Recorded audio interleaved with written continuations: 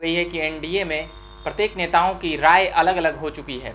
पहले जीतन राम मांझी और मुकेश सहनी दोनों अलग अलग बातें कर रहे थे, मगर अब जीतन राम मांझी नीतीश कुमार की तरफ से बोलते हुए नजर आ रहे हैं और बीजेपी के विधायकों की जो बातें हैं नीतीश कुमार के खिलाफ उसको चुन चुन कर जवाब देने। सभी के बीच आरजेडी के नेता नीतीश कुमार पर हमलावर क्यों नहीं हो रहे हैं? क्या नीतीश कुमार और आरजेडी में मैच फिक्स हो चुका है या फिर जीतन राम मांझी और लालू प्रसाद यादव में डील हो चुकी है? जैसे जैसे बिहार से कोरोना समाप्त हो रहा है वैसे वैसे बिहार में राजनीतिक पारा धीरे धीरे ऊपर चढ़ रहा है। जो बातें कोरोना महामारी के कारण छुपी ही थी वो बातें अब निकल कर धीरे धीरे सामने आ रही है। आप देख रहे होंगे झकास भारत और मेरा नाम हुआ रविकांत। बिहार की राजनीति को लेकर हम इसमें खबरें लाते हैं और ये इसमें खबरों में बातें करते हैं।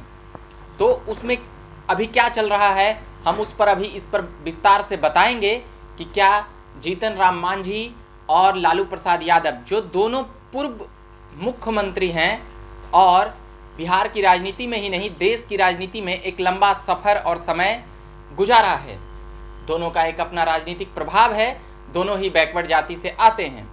इन दोनों की अपनी एक राजनीति का विरासत भी है कि दोनों समकालीन दौर में राजनीति करते रहे हैं। अभी दोनों के स्वर मिलते हुए नजर आ रहे हैं, मगर 2020 विधानसभा के चुनाव के वक्त दोनों की यानी कि कह सकते हैं लालू प्रसाद तो जेल में थे, मगर उनके पुत्र की राय और जीतन राम मांझी की राय अलग हुई थी और जीतन राम मांझी नीतीश के पाले से चुनाव लड़ते हुए दिखे थे। 4 सीटें भी जीते, उनके बेटे बिहार सरकार में मंत्री भी बने, मगर एनडीए का हिस्सा अभी तक जीतन राम मांझी हैं क्योंकि नीतीश कुमार के साथ उन्होंने गठबंधन की थी और नीतीश एनडीए में भारतीय जनता पार्टी यानी कि बीजेपी सबसे बड़ी पार्टी अभी है।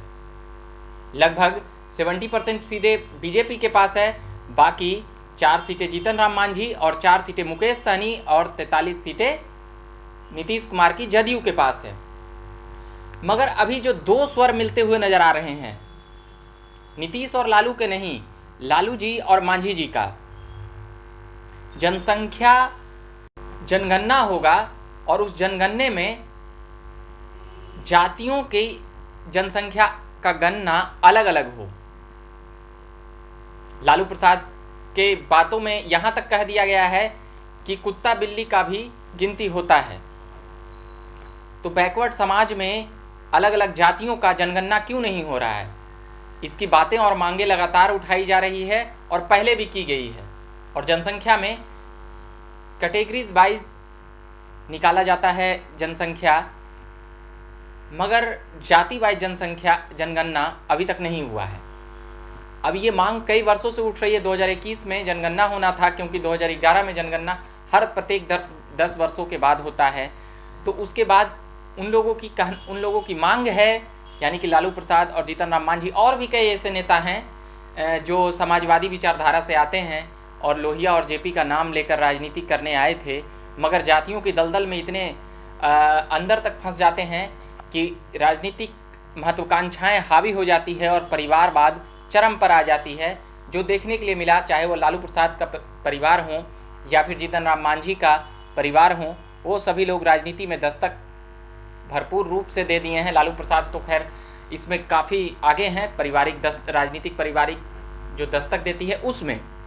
मगर बिहार की राजनीति में उथल पुथल का दौर कोरोना महामारी के दौरान भी था, मगर वो बातें छिपी हुई थी। मगर अब ये बातें साफ हो गई है कि एनडीए में प्रत्येक नेताओं की राय अलग अलग हो चुकी है। पहले जीतन राम मांझी और मुकेश सहनी दोनों अलग अलग बातें कर रहे थे, मगर अब जीतन राम मांझी नीतीश कुमार की तरफ से बोलते हुए नजर आ रहे हैं और बीजेपी के विधायकों की जो बातें हैं नीतीश कुमार के खिलाफ उसको चुन चुन कर जवाब देने में, चाहे वह जीतन राम मांझी हों या उपेंद्र कुशवाहा हों, दोनों ही उन तमाम नेताओं को जवाब देते हुए नजर आ रहे हैं। मगर इन सभी के बीच आरजेडी के नेता नीतीश कुमार पर हमलावर क्यों नहीं हो रहे हैं? क्या नीतीश कुमार और आरजेडी में मैच फिक्स हो चुका है या फिर जीतन राम मांझी और लालू प्रसाद यादव में डील हो चुकी है? ऐसी कई बातें हैं जो अनेक सुगबुगाहटों के बीच एक निर्णय तक सोचने को मजबूर कर रही है।